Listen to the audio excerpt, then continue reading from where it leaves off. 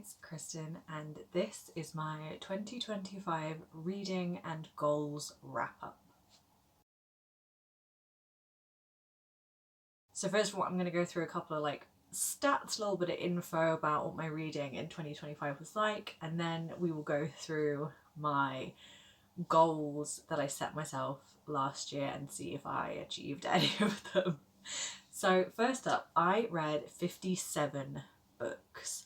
56 of those were read for the first time, never read them before, and one was a reread, and that was One of Us is Lying by Karen M. McManus, which I reread and then finished the trilogy. There's a video of me reading the trilogy on my channel earlier in the year. So I mostly read literary fiction throughout the year, and then my next most read genre was fantasy, which kind of surprised me when I initially saw that, but then when I thought about it, I did read a lot more fantasy than I had been reading.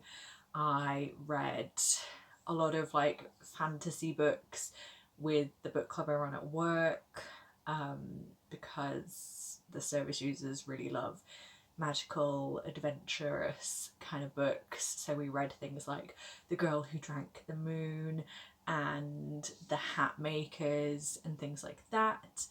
I read the Fallen Gods trilogy, which I loved.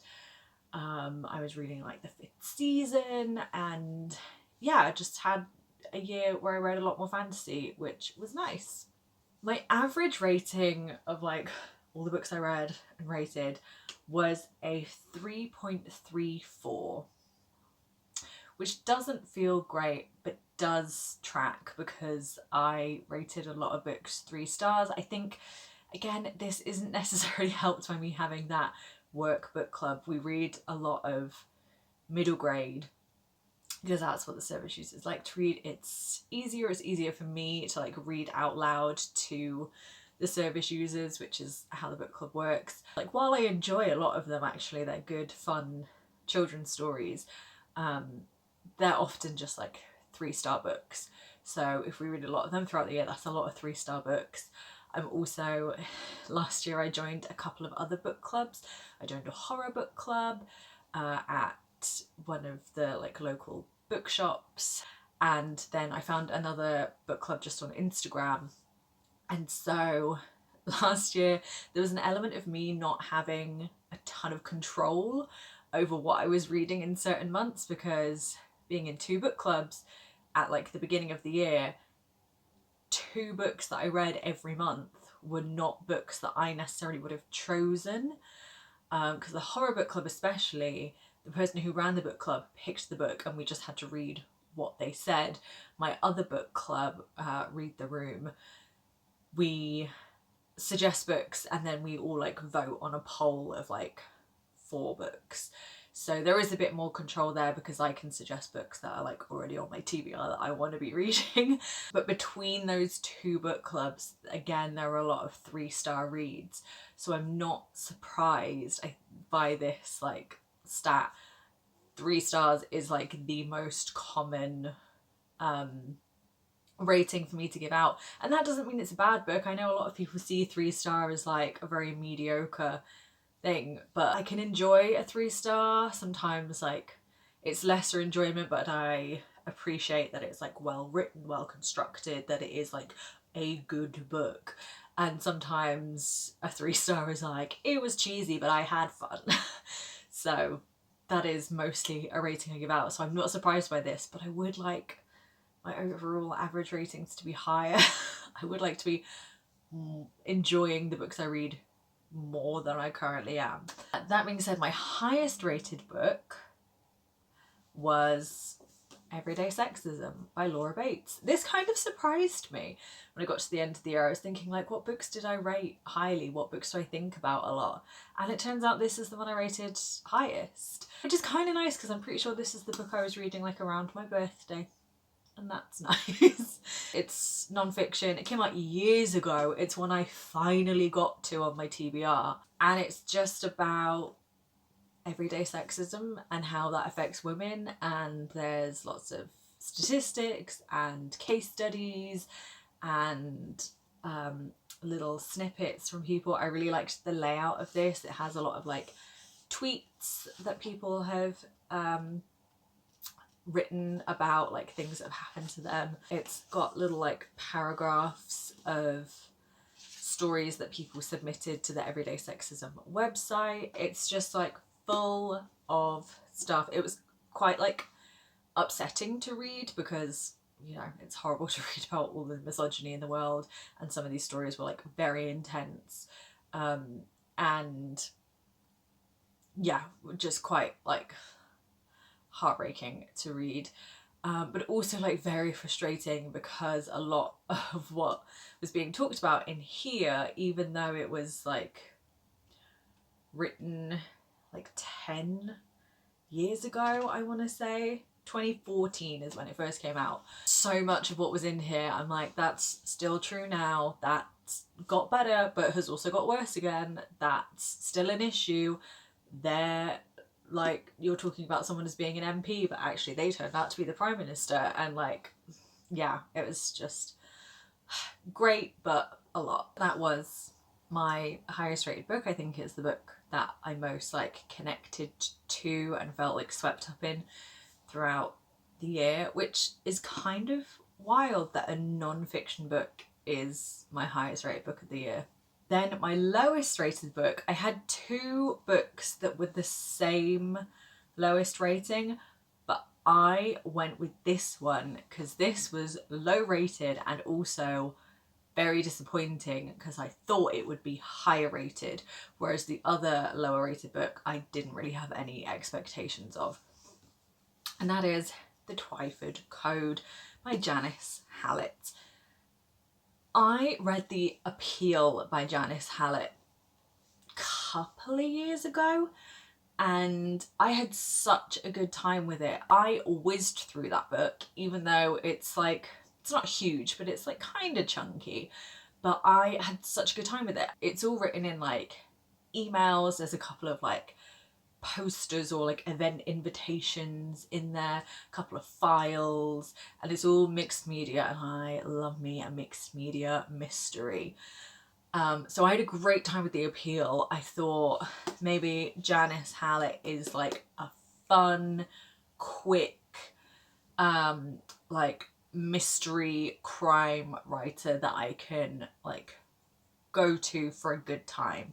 And so I saw this in really great condition in a charity shop and I bought it, and I read it last year at a point when I wanted something fun and snappy that I could get through. This was a slog.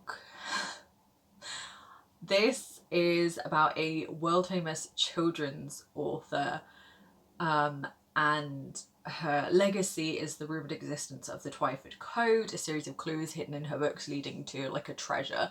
And so it's about this guy who as a child like knew about this code and went to his teacher about it, and then his teacher went missing, I believe, and as an adult he's getting like drawn back into the mystery and trying to solve it. And it's all told through like audio voice recordings and phone calls and stuff like that. And so I thought, again, I can like whiz through that, it'll be snappy, it'll be fun. It was not. It took me a long time to get through this. This is shorter than The Appeal, but the way it was told, I didn't like the reveals. I didn't get swept up in the mystery. I was like really pushing through it towards the end because I just sort of like, I'd got so far into it, I wanted to know what happened and what was going on, but I like wasn't actually that invested. It's just that I had already invested so much time in reading it that I wasn't going to finish it without like finding out what actually was happening. But it took me way longer to read than I thought it would, and I was really like pushing myself to read it. at the end, and I didn't have a good time with it. I was really glad to be done with it. Very disappointed in this one, and now I'm like hesitant to pick up more Janice Hallett.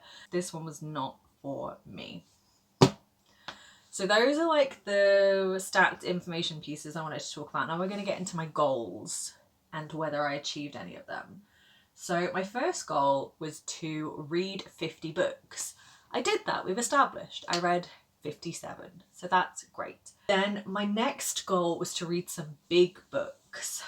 I read 44 books that were 300 to 499 pages.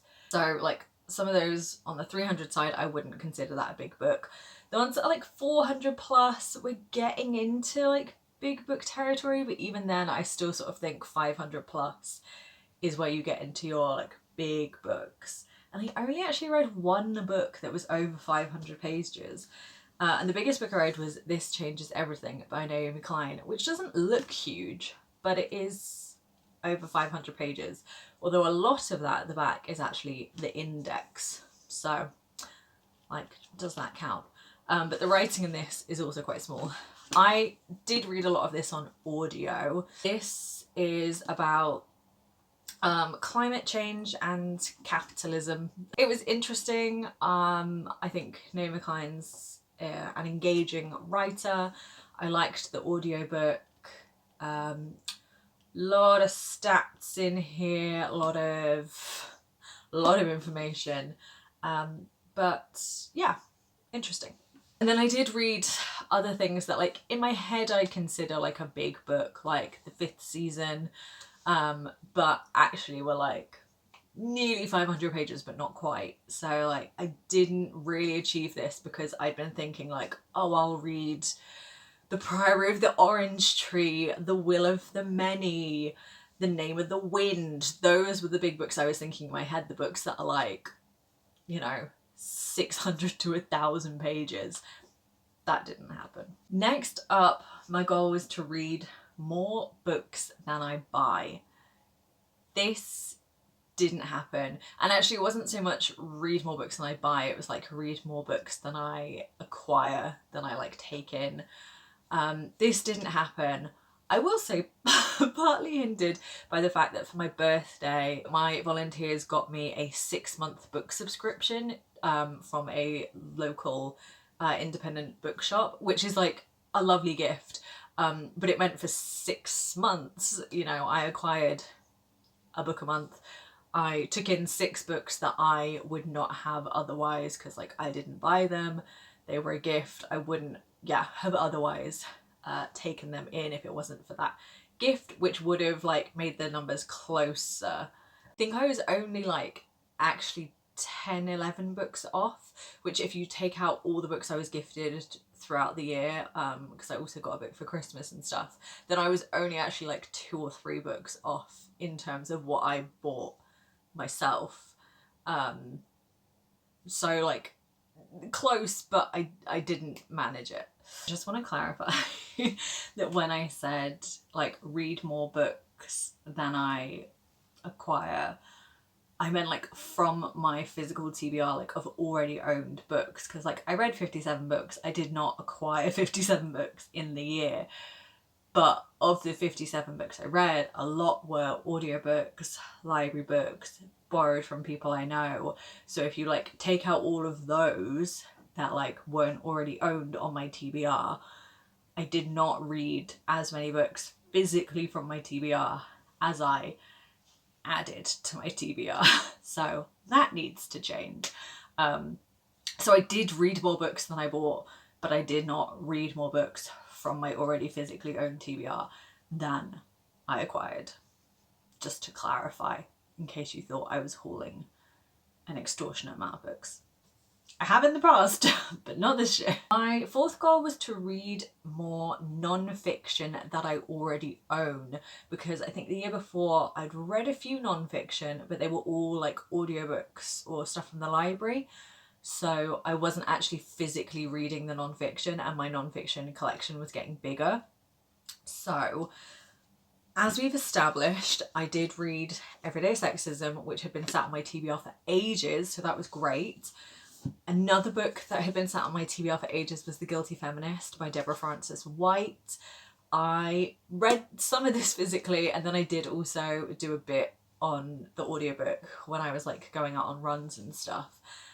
This one, based on the like idea of the podcast, The Guilty Feminist, it's just Deborah Frances White talking about feminism and like imperfect feminism, and then a bit about like her life and relating it to like how she became a feminist and what she's done like with her feminism and trying to like be a bit of an activist and stuff. It was entertaining. I'm glad I finally read it, and it is a signed copy, so again, another book that I'm glad I like finally got to. So I read those two that are mine off my TBR, and then I did also read This Changes Everything by Naomi Klein, which was sat on my TBR, is actually my dad's book. But I took it from his shelves because I knew I wanted to read it, and I put it on my TBR shelves, and then it sat there again for ages, like a couple of years. So I was counting it in my TBR numbers, even though it's not actually my book. But it is a non-fiction book from my TBR that is now off my TBR. So there we go. That is 3 non-fiction books off my TBR that I read, which I think is like pretty good considering that like the stats before this were not great for my non-fiction. And I found all these very interesting. This is the kind of non-fiction I like to read, books about feminism, books about climate change and the environment and like the way it affects the world like socially as well. So yeah, interesting, and like my best book of the year. So that's great. Then my 5th goal was to read more classics. This one did not go how I thought it was going to go. I thought I was going to read classics throughout the year. It was going to be great. I was going to have a wonderful time. I was going to like get a bunch of stuff off my TBR. That didn't happen.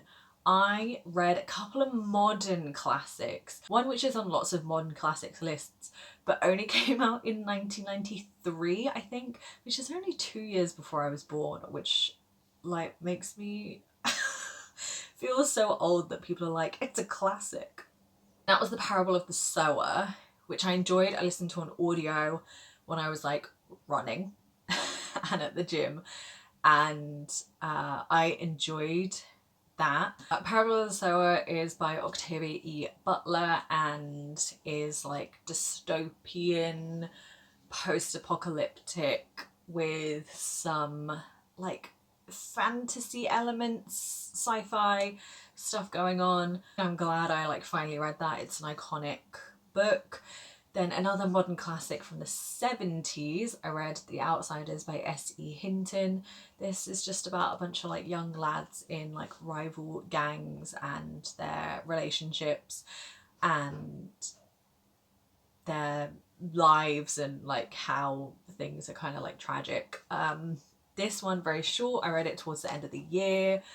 There's a vlog. I read a couple of classics around Christmas time. This one made me cry. But yeah, that was a good one. And then like the only really true classic, like old classic that I read this year was Jane Eyre by Charlotte Bronte. I finally read Jane Eyre. This, you know, Jane Eyre governess goes to work at Thornfield Hall, meets Mr. Rochester. It's gothic, it's romantic, it's full of mysteries and secrets and reveals and things. I always loved the story of Jane Eyre. I read this in the vlog with The Outsiders, reading classics at Christmas time. I said in that vlog how I think I did this a disservice because I was like trying to cram it in at the end of the year, and I think I could have liked it more than like my experience allowed. So I did read some classics, but this goal definitely wasn't achieved to the extent that I wanted it to be. And my next goal was to allow myself to mood read more, which I kind of forgot was a goal I'd given myself. And I feel like I was off to a bad start at the beginning of the year. Like I said, I joined those 2 book clubs, so every month at least 2 books I was reading were not necessarily books that I would have chosen. Like, I don't read a ton of books a month anyway. I average like 3 or 4 books a month, so half my reading was taken up by books I wouldn't have picked for myself necessarily.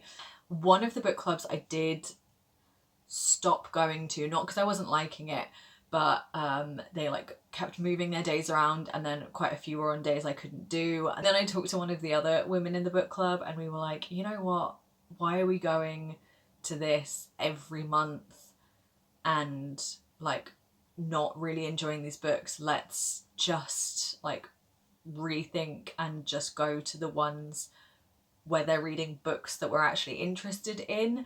So I think with that one now, I'm just going to attend when they have books that I actually really want to read and I'm intrigued by. Because I did read some stuff that like I did read and enjoy, like Mexican Gothic, but then there were also books that like I would not have picked up if it weren't for that book club.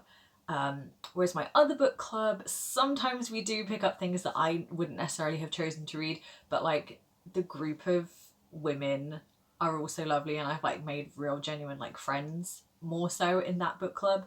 So I'm more inclined to like go and hang out with them, like just sort of forget about the book in a way. So the book clubs kind of hindered me mood reading. There were points where I definitely did mood read, and I was still like able to make videos because I'd do like TBR cards, pick what I read next, where like I was given prompts, but within those prompts I could still like pick what I wanted to read for the most part, and I was still able to make videos. But then there were also other points where I got so hung up on making videos and having like stuff to go out that I was like, well, I need to read this book, I need to read this book, and then that can be a video, and then if I read this book, that can be a video.